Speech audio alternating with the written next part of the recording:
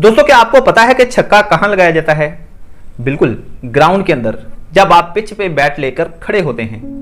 लेकिन जब आप पिच पे जाकर छक्का मार ना सकें और बाद में बाहर जाकर हाथ मलते रहें कि काश अब मैं कहीं वहां होता तो अब मैंने छक्का मार ही देना था, लेकिन अब पछताने का कोई फायदा नहीं है। बिल्कुल इसी तरह कुछ रवैयों के सिलसिले में भी हमारे साथ यही होता है।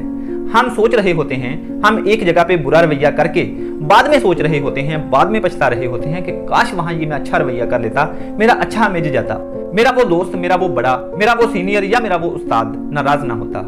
इसलिए तहम्मुल की, गुस्से पर काबू पाने की घर में प्रैक्टिस करें, दोस्तों के साथ प्रैक्टिस करें और फिर जब भी कहीं भी कोई मसला हो, घर में या घर से बाहर, तब आपका मैच होता है, तब छक्का मारना, तब बर्दाश्त का मुजाहरा करना असल बात होता है। कहते हैं कि अरस्तु एक दफा अपने किसी दोस्त के साथ बाजार में जा रहा था तो एक आदमी आगे से आया और उसने अरस्तु को बुरा भला कहना शुरू कर दिया, उसको गालियां देना शुरू कर दी और उसको बहुत कुछ बुरा बोला। इसके जवाब में अरस्तु मुस्कुराता रहा और आराम से चलता रहा। चलते चलते अरस्तु और उसका दोस्त अरस्तु के घर पहुंच गए।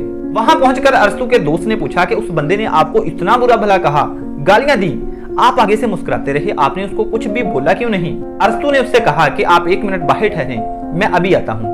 अरस्तु घर से होकर वापस बाहर आता है तो गंदे मैले कुचैले कपड़ों का एक सूट उसको दे देता है, कहता है कि लो इसको पहन लो। उसका दोस्त जब उसको पकड़ता है तो उन कपड़ों में से बदबू आ रही होती है और वो बहुत गंदे होते हैं। वो उसको पहनने के बजाय दूर फेंक देता है और कहता है कि मैं इन गंदे कपड़ों को क्यों पहनूं?